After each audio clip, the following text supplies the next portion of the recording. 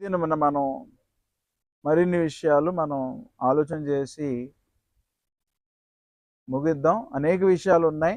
వాస్తవానికి మనం కొన్ని విషయాలు ఆలోచన చేసి మనం ఈ టాపిక్ని ముగిద్దాం. 7వది, శాశ్వతమైన విశ్రాంతి కొరకు శ్రద్ధగా కృషి చేయాలి. మనకు తెలుసు, ఈ భూమి మీద అది ఎలాంటి విశ్రాంతి అయినా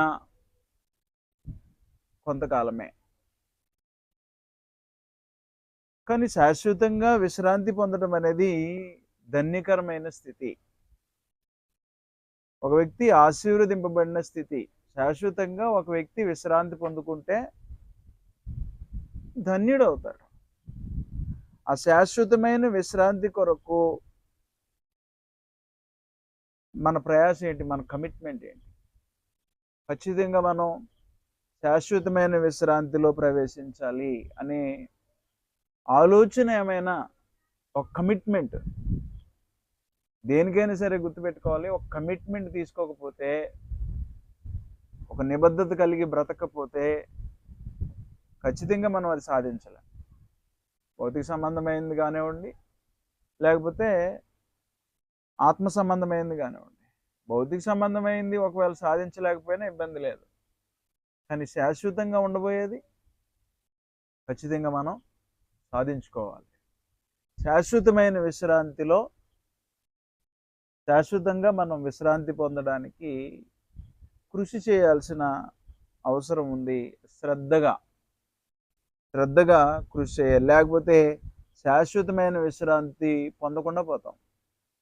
హెబ్రీ పత్రిక 4:11 ఇలా ఉంది.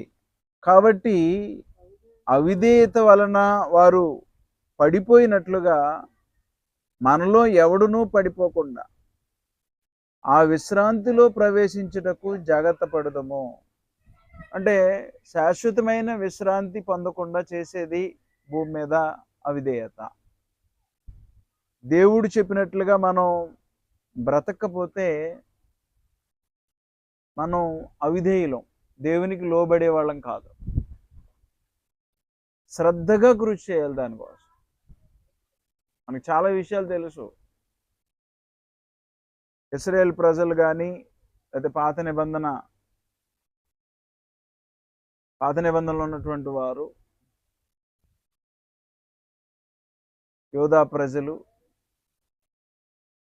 వీరందరూ కూడా మనం ఆలోచన చేస్తే వీరిలో చాలామంది శాశ్వతమైన విశ్రాంతి కొరకు ప్రయాసపడిన వారు కాదు.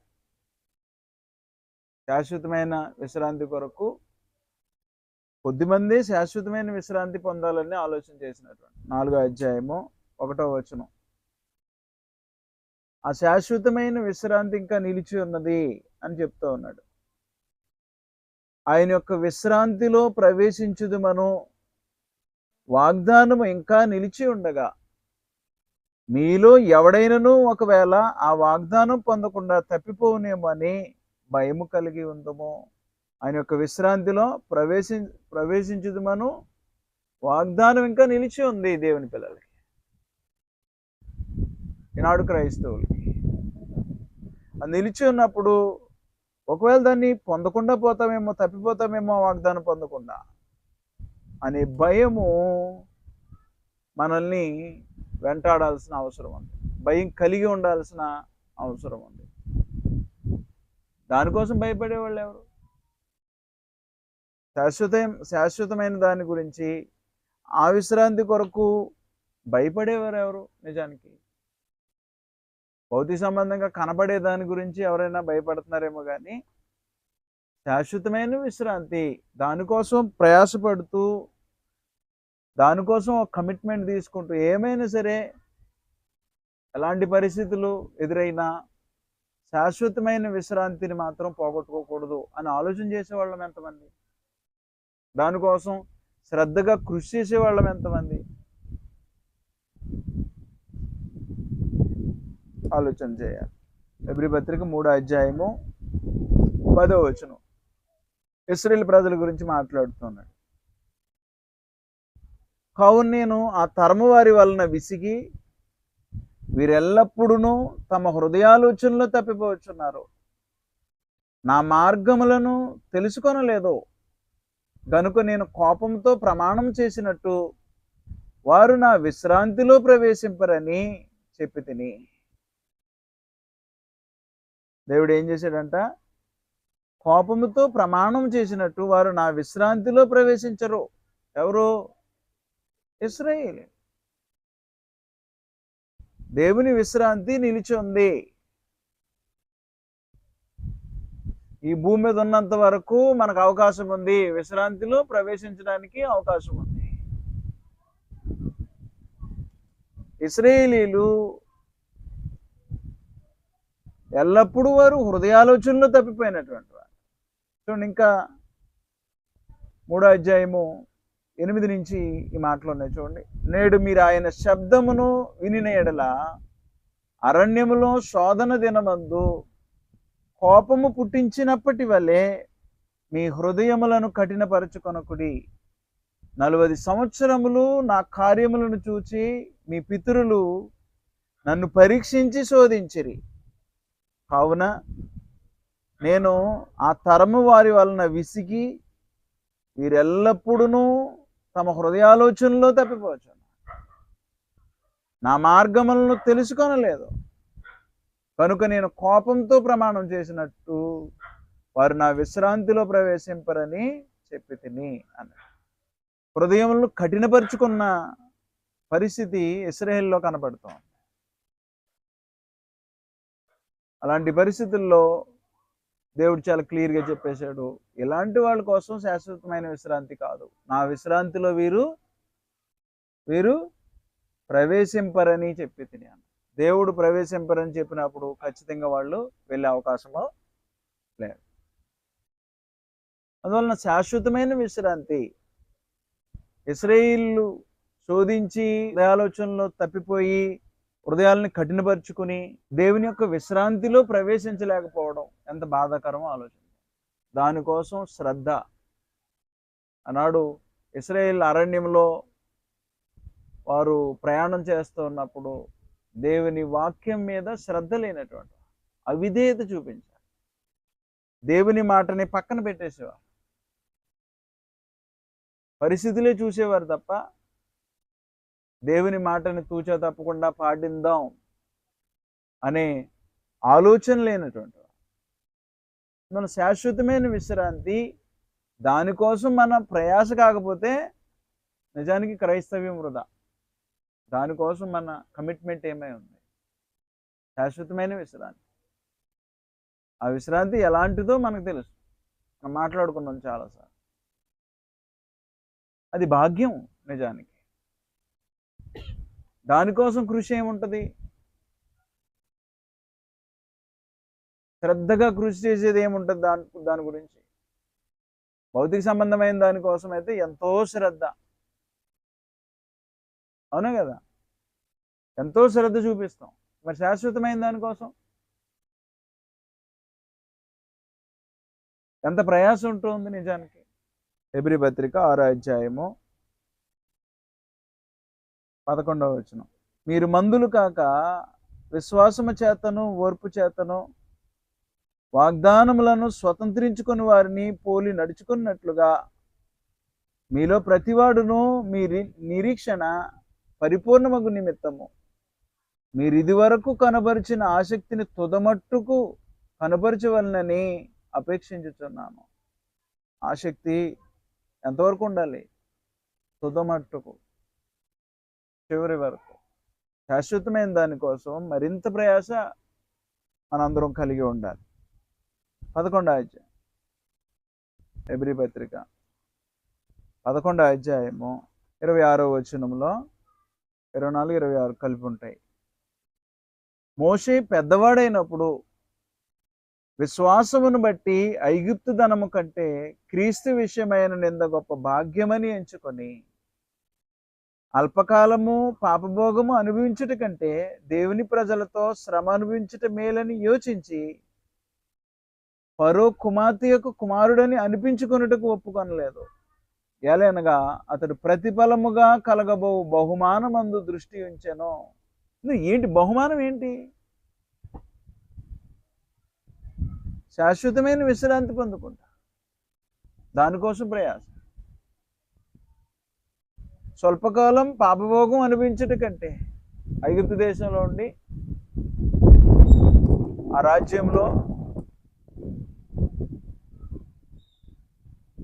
రాజ్యంలో ఉండి ఆ భోగాలు అనుభవించడం కంటే దేవుని ప్రజలతో శ్రమ అనుభవించటం మేలని మోషే ఎంచి ఏం చేశాడు? ఫరో కుమార్తె అని అనిపించుకుంటూ ఒప్పుకోలేదు అంటే ఏంటి? అక్కడి నుంచి బయటకు వచ్చేసాడు. దేవుని పిల్లల్ని నడిపించడానికి నాయకుడైపోయాడు. అందువలన నిజానికి అరణ్యంలో నడుచుకుంటూ వెళ్తూ ఉంటే బోల్డ్ శ్రమతో కూడుకున్నటువంటి పరిస్థితి దేవుని పిల్లలతో. అరణ్యం అది భయంకరంగా ఉంటుంది పరిస్థితి. అయినప్పటికీ మోషే అదే కోరుకుంటాడు, ఇష్టపడ్డాడు. దేవుని పిల్లలతో శ్రమ పడదాం అని కోరుకుని రాజ్యాన్ని విడిచిపెట్టి వచ్చేసినటువంటి. అందువలన శ్రద్ధగా బహుమానం పొందాలి అని, శాశ్వతమైన విశ్రాంతి పొందాలని ఆలోచన కనుక మనకు లేకపోతే, దానికోసం శ్రద్ధగా కృషి చేయకపోతే ఖచ్చితంగా మనం పొందుకోం. అది మన మైండ్లో ఎప్పుడు మెదులుతూ ఉండాలి. శాశ్వతమైన విశ్రాంతి పొందుకుంటానా? ఈ క్షణం దేవుడు తీసుకెళ్ళిపోతే నా పరిస్థితి ఏంటి? అది ఎప్పుడు తుదమట్టు వరకు అలాగే ఉండాలి, చివరి వరకు దాని మీదే కాన్సన్ట్రేషన్. అందువల్ల దేవుని పిల్లలంగా మనం ఏ స్థాయిలో ఉంటున్నామో ఆలోచన చేసుకోవాలి. శ్రద్ధగా కృషి చేయాలి. దేనికోసం అంటే శాశ్వతమైన విశ్రాంతి కొరకు. బ్రతుకుట క్రీస్తే, చావైతే మేలు అన్నాడు. మేలేంటి? శాశ్వతంగా విశ్రాంతి. ఈ భూమి మీద మామూలు ఇబ్బందులు కాదు. అపోస్తులైన పౌలు జీవితంలో మామూలు సమస్యలు కాదు, అనేక ఇబ్బందులు, సమస్యలు, ప్రాణాపాయ పరిస్థితులు, వాటన్నిటి గుండా వెళ్తూ ఉన్నప్పటికీ చనిపోవడం మేలే అని ఆలోచన చేసినవాడు. బ్రతుకుడు క్రీస్తే, చనిపోతే మేలే. ఏంటి? ఎందుకు మేలు? శాశ్వతమైన విశ్రాంతి, బహుమానం, నిత్య జీవం, ఇవి కదా పొందుకుంటాడు. అందువలన శాశ్వతమైన విశ్రాంతి ఒకటి ఉన్నదని, ఆ విశ్రాంతి పొందుకోవడం భాగ్యకరమైందని ఆలోచన చేసి దానికోసం శ్రద్ధగా కృషి చేయాల్సిన అవసరం. లేకపోతే శ్రద్ధగా కృషి చేయలేదు, ప్రభువుని ఎల్లప్పుడూ శోధించి హృదయాలను కఠినపరుచుకుని హృదయాలోచనల నుంచి ఎప్పుడు పాడైపోయి జీవించినటువంటి ఇశ్రాయేలు పరిస్థితి ఏమైంది? దేవుడు ఏమన్నాడు? ఆయన నా విశ్రాంతిలో ప్రవేశింపరని. ఈ ఆత్మ సంబంధమైన పరుగులో శ్రద్ధ ఉండాలి. ఆయన్ని వెతికే విషయంలో శ్రద్ధ ఉండాలి. శాశ్వతమైన విశ్రాంతి పొందుకోవడానికి కూడా శ్రద్ధతో కృషి చేయాలి. ఇంకా నెక్స్ట్ పాయింట్ మనం వెళ్తే, అంటే శ్రద్ధగా కృషి చేయాలి. దేని కొరకు? శాశ్వతమైన విశ్రాంతి కొరకు. అది కమిట్మెంట్ అన్నమాట. ఆ తరువాత విశ్వాసంతో నడిచే వారిని అనుకరించాలి. ఇమిటేట్. ఎవరిని అంటే ఎవరైతే విశ్వాసంతో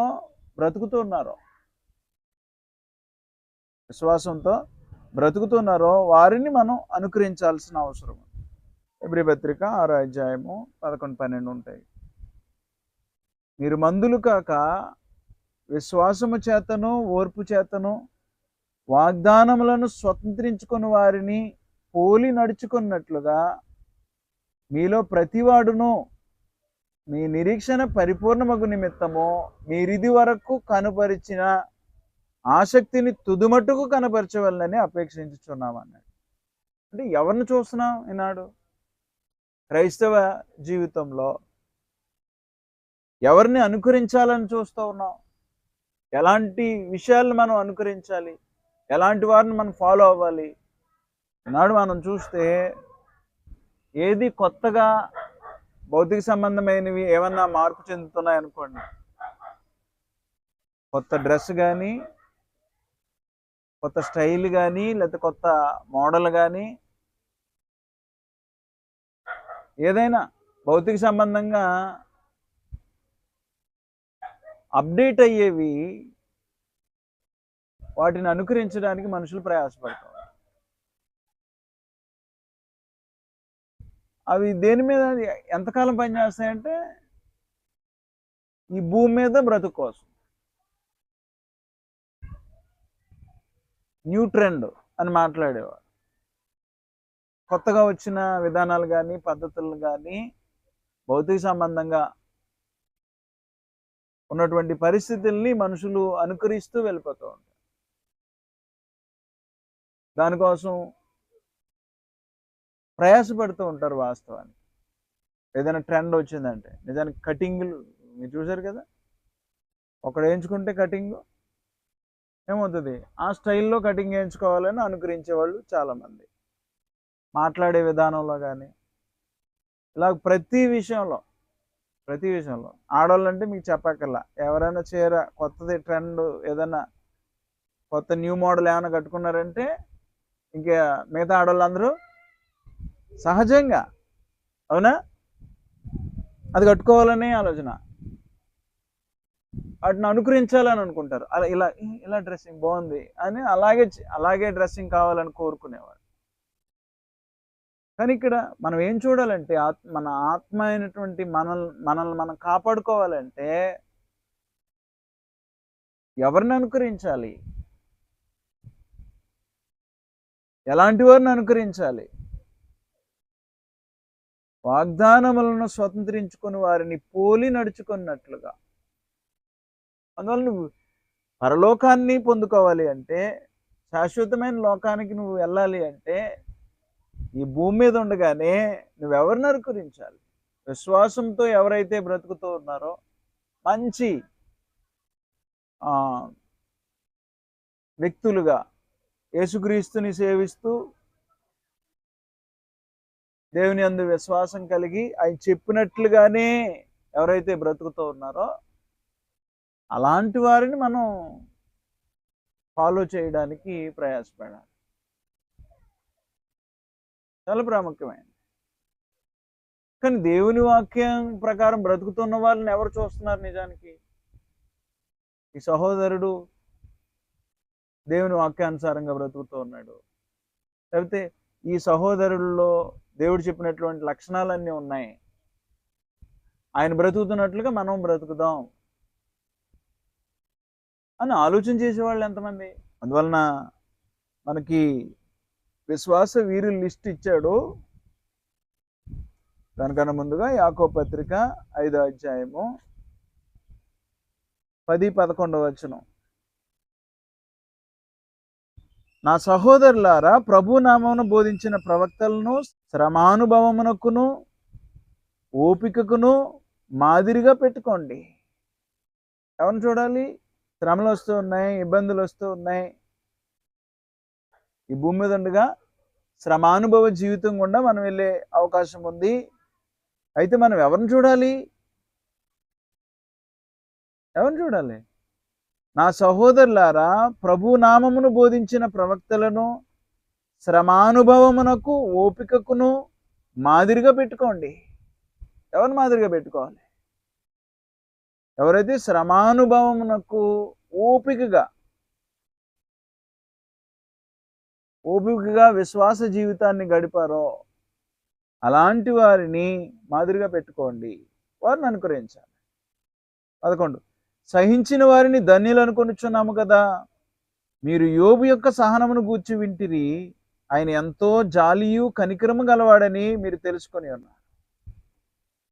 శ్రమల్లో, ఇబ్బందుల్లో గొప్ప విశ్వాసంతో బ్రతికినటువంటి, మంచి సహనాన్ని చూపించినటువంటి యోబుని మనం ముందు పెట్టుకోవాల్సిన అవసరం.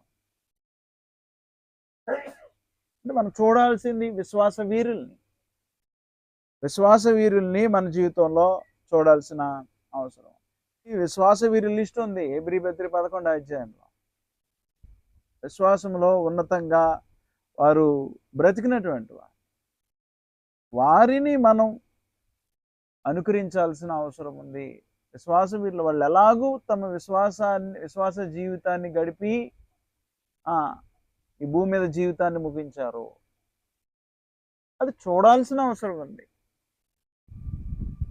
ఫెయిత్ఫుల్ ఫాలోవర్స్ చూడండి, హెబ్రీ పత్రిక 11వ అధ్యాయం. హెబ్రీ పత్రిక 11వ అధ్యాయం అంతా కూడా విశ్వాస వీరుల జాబితా మనకు కనబడతాం. విశ్వాస వీరులు తమ విశ్వాసాన్ని కాపాడుకుంటూ విశ్వాస జీవితాన్ని భూమి మీద జీవిస్తూ వారి జీవితాన్ని ముగించినటువంటి వారు. అలాంటి వారిని, అంటే పాత నిబంధనలో ఉన్నటువంటి వారిని, వారందరినీ మనకి జ్ఞాపకం చేస్తాం. అందులో నువ్వు నేను చూడాల్సింది వారిని తప్ప, లోకంలో వాటిని కనుక మనం చూస్తే, లోకంలో ఉన్నటువంటి వాటిని కనుక మనం అనుకరిస్తే ఖచ్చితంగా మన గమ్యం మారిపోతుంది. గుర్తుపెట్టుకోండి. లేకపోతే కల్పనా కథలకు వెళ్ళిపోయేవాళ్ళు. ఈనాడు ఎలాంటి పరిస్థితులనే మనం ఎరిగినటువంటి వారు. మనుషులు ఎవరిని అనుకరిస్తున్నారో మనకు అర్థమవుతుంది. ఈనాడు విశ్వాస జీవితంలో అపోస్తుల బోధ ఏదైతే ఉందో దాని ప్రకారం ప్రకటిస్తూ, దాని ప్రకారం జీవిస్తూ ఉన్నటువంటి వారిని అనుకరించట్లా మనుషులు. అబద్ధ బోధకులు అనేక మంది ఉన్నారు లోకంలో, అలాంటి వారిని అనుకరిస్తూ ముందుకు వెళ్తాం. అసలు దేవుని వాక్యం చెప్పినట్టుగా వారు బ్రతకరు అన్నమాట. అలాంటి వారిని అనుకరించే వాళ్ళే ఎక్కువ. లోకాన్ని కలిపి కల్పనా కథలతో నడిపించే వాళ్ళు, అలాంటి వారిని అనుకరించే వాళ్ళు ఎక్కువ తప్ప, సత్యం ఉందా, విశ్వాసంతో బ్రతుకుతున్నారా, ఇలాంటి వారిని మనం అనుకరిద్దాం అనే ఆలోచనే లేదు. అసలు బైబిల్లో ఉన్నటువంటి విశ్వాస వీరులనే పట్టించుకోరు చాలా. బైబిల్లో ఉన్నటువంటి విశ్వాస వీరులనే పట్టించుకోరు. పాత నిబంధన లిస్టు ఎక్కడి నుంచి మొదలు పెట్టాడు? హేబేలు దగ్గర నుంచి మొదలుపెట్టాడు విశ్వాస వీరులు. అపోస్తుల దాకా. అపోస్తులైన పౌలు ఇలా అంటాడు, 1 కొరింథీ 11వ అధ్యాయము 1వ వచనం, నేను క్రీస్తుని పోలి నడుచుకున్న ప్రకారము మీరు నన్ను పోలి నడుచుకోండి. Faithful followers. ఎప్పుడైనా అపోస్తులైన పౌలు వెనక తిరిగాడు అంటే తిరగల ఆయన జీవితంలో. అందువలన నువ్వు నేను విశ్వాస వీరుల్ని అనుకరించాల్సిన అవసరం ఉంది ఈ భూమి మీద. ఎఫెసీ పత్రిక 5వ అధ్యాయము 1వ వచనం, కావున మీరు ప్రియులైన పిల్లల వలె దేవుని పోలి నడుచుకోండి. ఎవరిని పోలి నడుచుకోవాలంట? దేవుని పోలి నడుచుకోండి. దేవుని పోలి నడుచుకోండి అంటే మనకి దేవుడిని ఎవరు చూపించారు అంటే ప్రభువైన యేసుక్రీస్తు తన జీవితంలో చూపించాడు. భూమి మీద ఎలాగూ బ్రతకాలో ప్రభువైన యేసుక్రీస్తు వారు నడిచి చూపించాడు. కాబట్టి క్రీస్తు ప్రభువుని కనుక పోలి నువ్వు నడుచుకుంటే ఎవరిని పోలి నడుచుకుంటున్నట్లు? దేవుని పోలి నడుచుకుంటావు. దేవుని పోలి నడుచుకో. మొదటి పేతురు 2:21. క్రీస్తు కూడా మీ కొరకు బాధపడి మీరు తన అడుగుజాడల యందు నడుచుకున్నట్లు మీకు మాదిరి ఉంచిపోయాను. ప్రభువైన యేసుక్రీస్తు వారు మనం ఆయన అడుగుజాడలో నడవాలని మనకి మాదిరి ఉంచి వెళ్ళిపోయారు. ఆయన అడుగుజాడల్లో మనం ఆయన అనుకరించాలి. ఆ తరువాత అపోస్తులైన పౌలు, అపోస్తులందరూ మాదిరి మన కళ్ళ ముందు పెట్టి వాళ్ళు వెళ్ళిపోయారు. ఆదిమ సంఘం మాదిరిని మనకు చూపించి వాళ్ళు వెళ్ళిపోయారు. ఇంకెవరు ఇప్పుడు అంటే వారిని చూస్తూ దేవుని పిల్లలమైనటువంటి మనము వారిని ఫాలో చేస్తూ వారిని అనుకరిస్తూ జీవించాల్సిన అవసరం. హెబ్రీ పత్రిక 13:7. మీకు దేవుని వాక్యము బోధించి మీ పైని నాయకులుగా ఉన్న వారిని జ్ఞాపకం చేసుకొని వారి ప్రవర్తన ఫలమును శ్రద్ధగా తలంచుకొనుచు వారి విశ్వాసమును అనుసరించుడి. దేవుని పిల్లలు విశ్వాస జీవితంలో మనకంటే ముందుగా నడిచిన వారిని, విశ్వాస వీరులుగా ఉన్నటువంటి వారిని, మన ముందు మనకు నేర్పించినటువంటి వారిని, ఎంత విశ్వాసంతో వారు బ్రతికారో అది చూస్తూ అలాంటి జీవితాలు మనం కూడా అంటే క్రీస్తుని పోలి పౌలు గారు బ్రతికితే పౌలు గారు చెప్పినట్లుగా బ్రతికినటువంటి వారు మన జీవితాల్లో కనపడుతూ ఉంటారు అక్కడక్కడ. అందువల్ల అలాంటి విశ్వాస వీరుల్ని మనం చూస్తూ మన జీవితాన్ని గడపాల్సిన అవసరం. అందువలన నువ్వు నేను ఎవరిని అనుకరిస్తున్నామో ఆలోచన చేయండి. ఒకవేళ మీరు కమిట్మెంట్ తీసుకుంటే పర్వాలా, ఇలాంటి వారిని నేను అనుకరించాలి అనే ఒక నిబద్ధత కలిగి మనం బ్రతకాల్సిన అవసరం ఉంది. దేవుని పిల్ల ఒక కమిట్మెంట్, మన కమిట్మెంట్ ఆలోచన చేస్తాం. మనం ఎలాంటి కమిట్మెంట్ తీసుకుని మన ప్రభువుని సేవించాలి, పరలోకం వెళ్ళడం కోసం, ఆ గొప్ప రక్షణ పొందుకోవడం కోసం. ఆ తరువాత 9, ఈ భూమి మీద దేవుని పిల్లలంగా మనం విశ్వాసులంగా బ్రతకాలి. విశ్వాసంతో బ్రతకడానికి కమిట్మెంట్ తీసుకోవాల్సిన అవసరం ఉంది.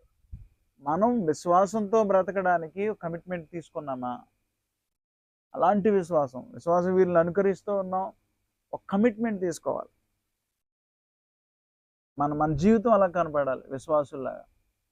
నిజానికి విశ్వాసుల్లా కనపడుతుందా? మన జీవితాలు విశ్వాసంతో బ్రతుకుతూ ఉంటే కనబడతాయి, ప్రదర్శించబడతాయి జీవితాలు. కానీ ఎప్పుడైతే మనలో విశ్వాసం లేదో, విశ్వాస జీవితాన్ని కొనసాగించట్లేదో ఖచ్చితంగా అది కనబడదు.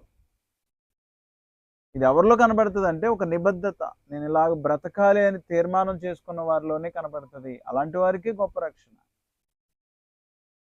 విశ్వాసాన్ని మనం నేర్చుకున్నాం అంతకుముందు కూడా కొన్ని విషయాలు. విశ్వాసాన్ని ఎప్పుడూ మనం కోల్పోకూడదు.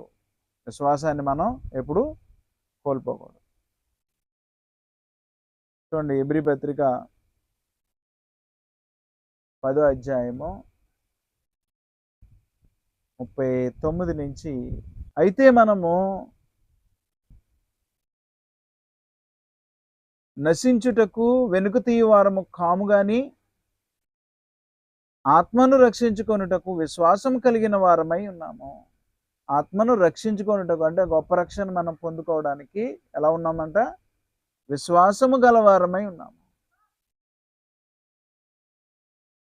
మొట్టమొదటి మానవుల విషయంలో మనకి చాలా క్లియర్గా కనబడుతోంది. కయీను హేబేలు విషయంలో మనకి చాలా క్లియర్గా 11వ అధ్యాయంలో మాట్లాడుతూ ఉన్నాడు. విశ్వాస సంబంధమైన విశ్వాసంతో బ్రతుకుతున్నామంటే దాని అర్థం ఏంటి? మనలో విశ్వాసం ఉంది అంటే దాని అర్థం ఏమిటి? నువ్వు విశ్వాసం కలిగి ఉన్నావా అని ఒక వ్యక్తిని అడగకుండానే ఆ వ్యక్తి విశ్వాసం కలిగి ఉన్నాడని నీకు ఎలాగ అర్థమవుతుంది? మన క్రియలు. ఇప్పుడు హేబేలు కయ్యను ఆలోచన చేసాం. విశ్వాస సంబంధమైన అర్పణ అర్పించలేదు. ఎవరు? కయ్యను. మనం ఎలా చెప్పగలం? క్రియను బట్టే, అర్పణ బట్టి.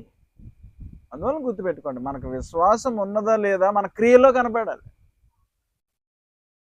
మన క్రియల్లో కనబడితే మనం విశ్వాస సంబంధమైన జీవితాన్ని జీవిస్తున్నట్టు. విశ్వాస సంబంధమైన క్రియలు మనం చేయగలగాలి. విశ్వాసంతో ఉన్నవాడు ఎలాంటి క్రియలు చేస్తాడో, పరలోకం వెళ్ళాలనుకున్నవాడు ఏం చేస్తాడండి? ఎవరైనా బయటికి వెళ్ళిన అనుభవం ఉంటే, ఇండియా వెళ్ళిపోతాం అని అనుకున్న వాళ్ళు వెళ్ళిపోయే ముందు ఎలా ఉంటారు అక్కడ అంటే, అవతలకు వెళ్ళిపోవడమే ప్రధాన ఉద్దేశం. అవసరమైతే ఏం చేస్తారంటే, ఈయన లాస్ అవ్వడానికి కూడా ఇష్టంగానే ఈయన ఉంచుకోండి, ఉంచుకో, ఇబ్బంది ఏం లేదు, నేను వెళ్ళిపోతున్నాను రా, అది ఆనందం అన్నమాట. అంటే ఇచ్చే విషయంలో కానీ ఇంకొకరు దాన్ని ఇచ్చేసే అవసరమైతే వచ్చేయడానికి రెడీ. అర్థమవుతుందా? మరి ఈనాడు మనం పరలోకం వెళ్ళాలి, విశ్వాసం ఉంది.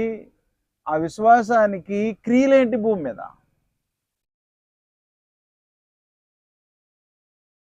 ఎలాంటి సత్క్రియలు మనలో కనబడుతూ ఉన్నాయి? ఎలాంటి భక్తి మనలో కనబడుతుంది? దేవుడికి మనం అర్పణ అర్పించేటప్పుడు ఎలాంటి అర్పణలు దేవునికి మనం అర్పణలు అర్పిస్తూ ఉన్నాం? విశ్వాస సంబంధమైన అర్పణలేనా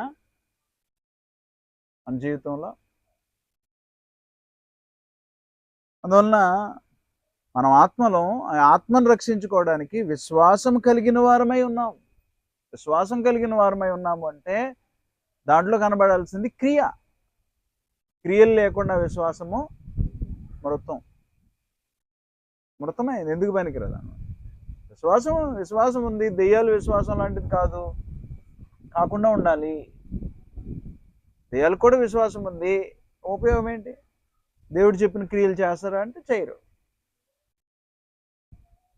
అందులో దేవుని పిల్లలంగా మనం విశ్వాస జీవితాన్ని జీవిస్తున్నామా లేదనేది మన క్రియలను బట్టి కనబడుతుంది. మనం ఎంతగా దేవుని వాక్యానికి ఇంపార్టెన్స్ ఇస్తూ ఉన్నాం, ఆయన చెప్పినట్లుగానే బ్రతుకుతూ ఉన్నాం అనే దాని మీద విశ్వాస జీవితం ఆధారపడి ఉంటుంది. కయ్యను విషయంలో మనకు తెలుసు, అర్పణ విషయంలో ఎలా బ్రతికాడు. ఆ తర్వాత హానోకు ఎప్పుడైతే దేవుని వైపు తిరిగాడో అప్పటి నుంచి హానోకు ఏం చేశాడు? ఇంకా చనిపోయేంత వరకు దేవుని విడిచిపెట్టినవాడు కాదు. దేవునితో నడిచే కార్యక్రమం. దేవుడు ఏం కోరుకుంటాడో, దేవుడు ఏది ఇష్టపడతాడో, దేవుడు ఏది చేస్తే సంతోషపడుతూ ఉంటాడో ఆ కార్యక్రమాలు చేయడము ప్రాముఖ్యము. విశ్వాస జీవితం. ఆ తర్వాత నోవాహు విశ్వాసం ఉందా? ఉంది. ఎంత విశ్వాసము? ఆ విశ్వాసానికి ఏం కనపడ్డది? క్రియ కనపడ్డది భూమి మీద. అంతవరకు ఎప్పుడు చూడలా జలప్రళయాన్ని. చూశాడా? చూడలా. చూడని సంగతుల విషయమై హెచ్చరింపబడి దేవుని చేత ఏం రానంటే ఆ మ్రాను తెచ్చి వాడని నిర్మించి అదే కొలతలతో నిర్మించి దేవుడు చెప్పినట్లుగా వాడ నిర్మాణాన్ని పూర్తి చేశాడు. అంటే ఎంత విశ్వాసం ఉండాలో చూడండి దేవుని మాట పట్ల. విశ్వాస జీవితానికి క్రియలు ఉంటాయి. ఒకవేళ క్రియలు లేకపోతే అది విశ్వాస జీవితం కాదు. ఆ గొప్ప రక్షణ పొందుకోవడానికి నేను విశ్వాసిగానే జీవించాలి భూమి మీద అని అనుకుంటున్నటువంటి మనము క్రియలు కనపడాలి. మంచిగా నిజంగా కనపడుతున్నాయి ఆలోచించాయి. ఆ తర్వాత అబ్రహాము, ఇస్సాకు, యాకోబులు వాళ్ళ విశ్వాసం ఏంటి చెప్తూ ఉన్నాడు ఇక్కడ? వారు పునాదులు గల ఆ పట్టణం కొరకు దానికోసం ఎదురు చూస్తూ ఏం చేశారు? భూమి మీద గుడారాల్లో నివాసం చేశారు. క్రియ. కానీ ఈనాడు పరిస్థితి ఏంటి? ఎప్పుడు మనం ఎవరిని చూస్తాం? ఎవరిన లోకాన్ని. మనకంటే ఉన్నతంగా ఉన్నారు, మనకంటే ధనం సంపాదించారు, మనకంటే అది అది అది అది ఆ స్టేటస్ చూస్తూ ఉంటాం. అక్కడ ఫెయిల్యూర్ అయిపోతున్నాం. అతను ఉన్నదాన్ని కూడా నాకు ఇది ఏమి కాదు, ఇది నేను భూమి మీద పరదేశిని, యాత్రికుణ్ణి అని అనుకుని పునాదులు గల పట్టణం కోసం ఎదురు చూస్తూ ఉన్నాడు. అంటే భూమి మీద భవనాలు కట్టుకోకుండా పునాదులు కలిగినటువంటి పట్టణం కోసం ఎదురు చూస్తున్నాడంటే విశ్వాస జీవితానికి క్రియలు. అందులో ఈనాడు మన విశ్వాస జీవితంలో ఎలాంటి క్రియలు ఉన్నాయి? ఎలాంటి క్రియలు? దేవుడు నిజంగా మెచ్చుకునే క్రియలు మనలో కనపడుతున్నాయా లేదా ఆలోచించాలి. మనం ఎప్పుడు పాటలు పాడుతూ ఉంటాం కదా, ఏమని పాటలు పాడుతూ ఉంటాం? విశ్వాస వీరులు, ఆయన విశ్వాసి, ఆయన విశ్వాసాన్ని బట్టి ఆయన జీవితంలో ఎన్నో క్రియలు జరిగినాయి, ఇలాగ పాటలు పాడుకుంటూ ఉంటాం. పాటలు పాడుకోవడం కాదు, పాటలు మాత్రమే పాడటం కాదు, మన జీవితాల్లో విశ్వాస సంబంధమైన క్రియలు జరగాలి. ఎంతమంది ఎవరైనా మీ ఇంటికి వచ్చినప్పుడు ఆతిథ్యం ఇవ్వడానికి సిద్ధపడతారు? విశ్వాసులు అంటే దేవుని పిల్లలు, క్రైస్తవులు ఆతిథ్యం ఇవ్వడానికి సిద్ధంగా ఉండాలి. 13వ అధ్యాయం 1వ వచనం, సహోదర ప్రేమ నిలవరంగా ఉండనియడి, ఆతిథ్యం చేయ మరొకడి, దానివలన కొందరు ఎరుగకయే దేవదూతలకు ఆతిథ్యము చేసి. ఏంటది? ఉదాహరణ చెప్తున్నా మీకు. క్రియ. ఆతిథ్యం అనేది క్రియ. ప్రతి విషయంలో ఉపకార బుద్ధి కానీ, సత్క్రియలు కానీ, సహాయం కానీ, ప్రతి విషయంలో దేవుని పిల్లలు విశ్వాస జీవితాన్ని చూపించాల్సిన అవసరము ఎంతైనా ఉంది. 11:6లో ఈ మాట మాట్లాడుతున్నాడు హెబ్రీ పత్రిక. విశ్వాసము లేకుండా దేవునికి ఇష్టడై ఉండుట అసాధ్యము. దేవుని యొద్దకు వచ్చేవాడు ఆయన ఉన్నాడనియు తను వెతుకు వారికి ఫలము దయచేయవాడనియు నమ్మవలను కదా. వెతికేవాడు, దేవుణ్ణి వెతికేవాడు, విశ్వాసంతో దేవుణ్ణి వెతుకుతున్నాడు అనుకో, వెతికేవాడు ఏం చేస్తాడు? విశ్వాస క్రియలు చూపిస్తాడు. నేను విశ్వాసిని అని అన్నప్పుడు విశ్వాస క్రియలు చూపిస్తూ ఉంటాడు. ఊరకనే లోకంలో బ్రతుకుతున్నట్లుగా మనం బ్రతికినంత మాత్రాన ఏం ఉపయోగం? పవిత్రతను కొనసాగించాలి. యేసుక్రీస్తుని నమ్ముకున్నాం, బాప్తిసం తీసుకున్నాం, అయిపోల జీవితం మొదలైంది. వాస్తవానికి పవిత్రతను, పరిశుద్ధతను కాపాడుకోవడానికి మనం ప్రయాసపడాలి. పవిత్రతను కొనసాగించాలి. ఎంతవరకు? తుదమట్టుకు. క్రైస్తవుల్ని ఏమంటున్నాడో చూడండి. 1 కొరింథీ 1వ అధ్యాయము 1 కొరింథీ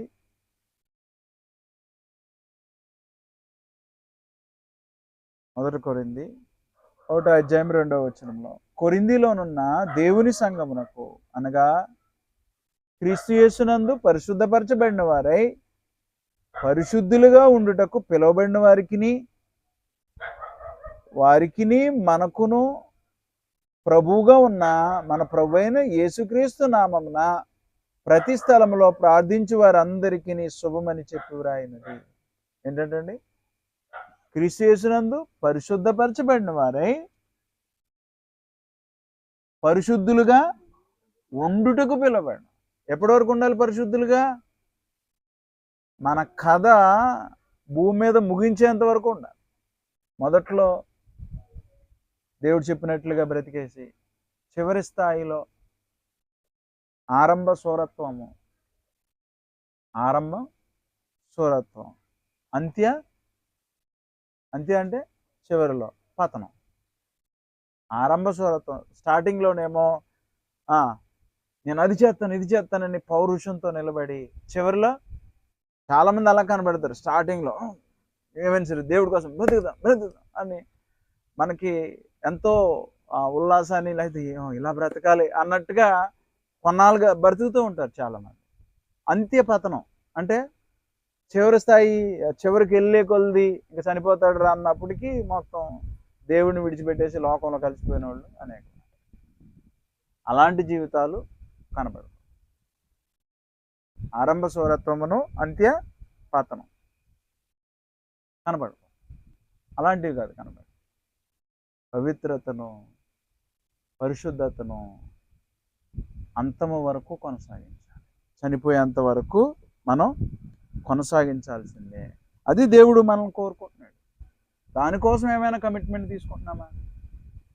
అసలు జరిగిపోయిన విషయాల్లో ఎప్పుడైనా పొరపడినా నోరు జారేసానని పశ్చాత్తాపడే వాళ్ళు ఎవరైనా ఉన్నారా? హెబ్రీ పత్రిక 12వ అధ్యాయము 14వ వచనం. అందరితో సమాధానమును పరిశుద్ధతయు కలిగి ఉండుటకు ప్రయత్నించుడి. పరిశుద్ధత లేకుండా ఎవడును ప్రభువును చూడడు. పరిశుద్ధత లేకుండా ఎవడు ప్రభువుని చూడడు. అందువలన అందరూ ఏదో ఒక దినాన్ని చనిపోతాం. కానీ చివరి చనిపోయేటప్పటికి పరిస్థితులు ఎలా ఉండాలి అంటే పవిత్రత కొనసాగించి కథ ముగించిన వాడిగా కనపడాలి. అంతే తప్ప అపవిత్రంగా లేకపోతే పాపంలో బ్రతుకుతూ, లోకంలో బ్రతుకుతూ మన కథ ముగించామనుకోండి, ఆ గొప్ప రక్షణ ఏమైపోతుంది? గల్లంత అయిపోతుంది. దేవుని పిల్లలమైనటువంటి మనం ఎలా బ్రతుకుతున్నామో ఆలోచన చేయాలి. పవిత్రతను కొనసాగిస్తున్నామా? ఏమైనా సరే దేవుని దూషించని, ఎలాంటి పరిస్థితి వచ్చినా దేవుని దూషించని యోబు మనకి ఎప్పుడైనా గుర్తుకొస్తున్నాడా? ఈ భూమి మీద 33.5 సంవత్సరాలు మనిషిగా బ్రతికి పాపము చెయ్యని, పరిశుద్ధతను కొనసాగించిన మన ప్రభు అయిన యేసుక్రీస్తు వారు ఎప్పుడైనా గుర్తుకొస్తూ ఉన్నారా? అందువలన పవిత్రతను కొనసాగించాలి. మన ముందు కొనసాగించినటువంటి వారు కనపడతాం. పరిశుద్ధత, పవిత్రత చూపించినటువంటి అలాంటి జీవితాలు కలిగినటువంటి వారు మన కళ్ళ ముందు ఉండగా ఇంత గొప్ప రక్షణని మనం పొందకుండా పోతామేమనే భయం మనలో ఎప్పుడైతే వెంటాడుతూ ఉంటుందో అప్పుడు మనం ఈ పవిత్రత విషయంలో మరి జాగ్రత్తగా ప్రతి చిన్న విషయంలో కూడా పట్టించుకుంటాం. చిన్న చెడు తలంపు విషయం ఏమన్నాడైనా, పరిశుద్ధత లేకుండా ఎవరిని చూడు, పరిశుద్ధత లేకుండా ఎవడు ప్రభువును చూడడు. అసంభవం. అసలు క్రైస్తవ్యమే దేనికోసం?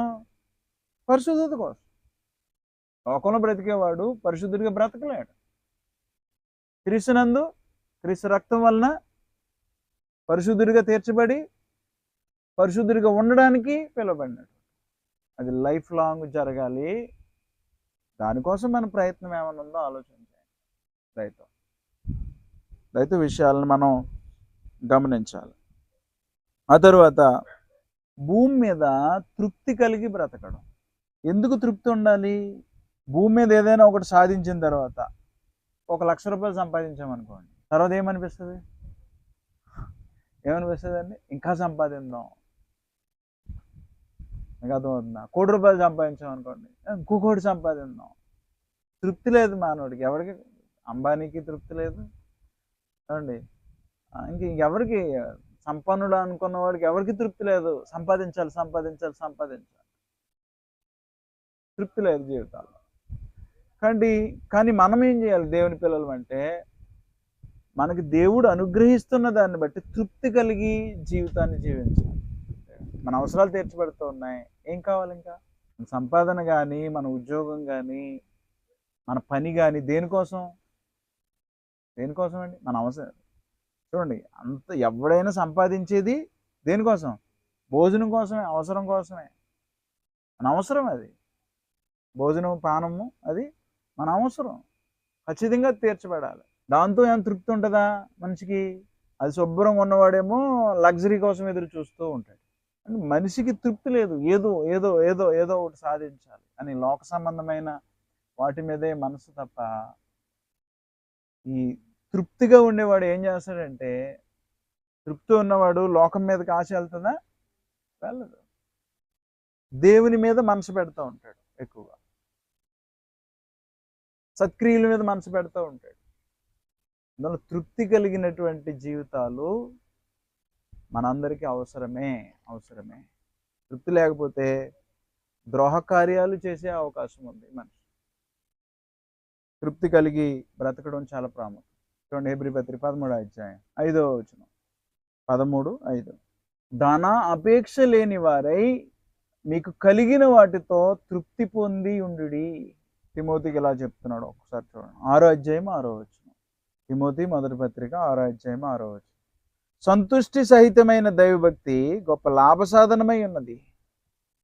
మనం ఈ లోకములోనికి ఏమీ తేలేదు, దీనిలో నుండి ఏమీ తీసుకొని పోలేము. కాగా అన్నవస్త్రములు గలవారమై ఉండి వాటితో తృప్తి పొంది ఉందుము. ధనవంతులగుటకు అపేక్షించువారు శోధనలోను, ఉరిలోను, అవివేకయుక్తములను, హానికరములైన అనేక దురాశల్లోనూ పడతారు. అటువి మనుషులను నష్టములోను, నాశనములోను ముంచివేయును. ఒక నష్టంలోకి వెళ్ళిపోతారంట. సంతృప్తి లేకపోతే ఏమైపోతారు? నష్టంలోకి వెళ్ళిపోతారు, నాశనంలోకి కూడా వెళ్ళిపోతారు. ప్రమాదమే కదా. అందులో సంతృప్తి కలిగి ఉండడం చాలా అవసరము. ఇంకా చివరిగా ఏం మాట్లాడుతున్నారు చూడండి. అటువి మనుషులను నష్టంలోను, నాశనంలోను ముంచివేయను. ఎందుకనగా ధనాపేక్ష సమస్తమైన కీడులకు మూలము. కొందరు దాన్ని ఆశించి విశ్వాసము నుండి తొలగిపోయి నానా బాధలతో తమను తామే పొడుచుకోండి. మనం ఎంత తృప్తి కలిగి ఉన్నామనేది మనం ఆలోచన చేయాల్సినటువంటి వారు. తృప్తి కలిగినటువంటి జీవితం, అందరి అవసరాలు తీర్చబడుతూ ఉన్నాయి. తృప్తి కలిగి జీవితాన్ని జీవించడం చాలా అవసరం. నిజానికి మనం మన కుటుంబ నిమిత్తం డైలీ కష్టం, అది ఎప్పుడు కష్టపడి పనిచేసి ఏం చేయాలి? ఒక మనిషి భోజనం చేయాలి. అది ఎప్పుడు జరగాలి. కష్టపడటం, పనిచేయడం, ఉన్నదాంతో తృప్తి పొందడం జీవితం. కానీ ఎప్పుడైతే లోకాన్ని మనం చూస్తామో, లేదా ధనాన్ని చూస్తామో, భౌతిక సంబంధంగా ఉన్నతమైన పరిస్థితులను చూస్తూ ఉన్నామో, ఒకవేళ ధనాపేక్ష మీద పడితే కనుక అది సమస్తమైన కీడులకు మూలము. నాశనంలోనికి మనల్ని నెట్టుతుంది. ధనాపేక్ష ఇబ్బంది పడతాం. దేవుళ్ళలోంచి పక్కకు వెళ్ళిపోయిన వాళ్ళు అనేక మంది, తృప్తి లేనటువంటి వాళ్ళు ఏమైపోయారు? చాలామంది దేవుళ్ళలోంచి బయటికి వెళ్ళిపోయినటువంటి వాళ్ళు అనేక మంది. అంటే అసలు చేరాల్సిన గమ్యం చేరకుండా సైడ్ ట్రాక్ వెళ్ళిపోయేవాళ్ళు అనేక మంది. లోకాన్ని ఆశిస్తే ఏమైపోతాడు? మనిషి సైడ్కి వెళ్ళిపోతాడు, దేవుల్లో నిలబడలేడు. అందువలన ఉన్నదానిలో తృప్తి కలిగి బ్రతకడం అనేది చాలా ప్రాముఖ్యం. దానికోసం ఒక కమిట్మెంట్ మన జీవితంలో ఉండాలి. లేకపోతే ఏ మాటలు మనకు వస్తూ ఉంటాయి, లోకాన్నే చూస్తూ ఉంటాం. అందుకే చాలాసార్లు లోకస్తులతో సహవాసం చేయకండి అని మాట్లాడుతూ ఉంటాం. కారణం ఏంటి? లోకస్తులు దేని మీద ఆలోచన ఎక్కువ కలిగి ఉంటారు? లోక సంబంధమైన వాటి మీదే. అదే క్రైస్తవులు కూడా మళ్ళీ లోక సంబంధమైన దాని మీదకే ఆలోచనలు వెళ్తున్నాయి అనుకోండి, విశ్వాసం నుంచి తొలగిపోయే ప్రమాదం. తృప్తి లేనటువంటి జీవితాలు నాశనానికి వెళ్ళిపోతాయి. జాగ్రత్త. ప్రతి విషయంలో మనం దేవుడు చెప్పినటువంటి విషయాల్లో, ప్రభువుని మనం సేవించే విషయాల్లో, గొప్ప రక్షణ పొందుకోవాలంటే ప్రభు ఏం చెప్పాడో, ఎలా బ్రతకమని చెప్పాడో అలాగ ప్రతి విషయంలో కూడా ఒక కమిట్మెంట్, నిబద్ధత తీసుకుని మనం బ్రతకాల్సిన అవసరత ఎంతైనా ఉంది.